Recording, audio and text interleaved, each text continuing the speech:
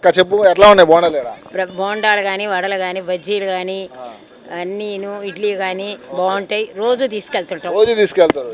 ఎలా ఉన్నాయి? టేస్ట్ ఎలా ఉన్నాయి? బాగున్నాయండి. బాగున్నాయి. ఇంకా ఎలా ఉంది ఇక్కడ బోండాలు తిన్నాం? బాగుంది బ్రో ఇక్కడ మీకు బోండాలతో పాటు ఇంకేం ఇష్టం?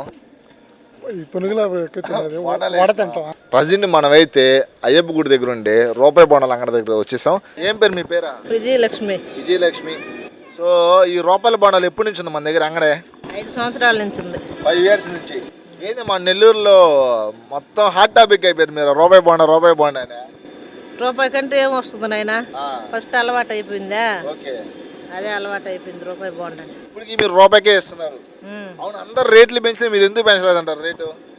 రూపాయి కోసం అక్క ఇంత దూరం వచ్చేది.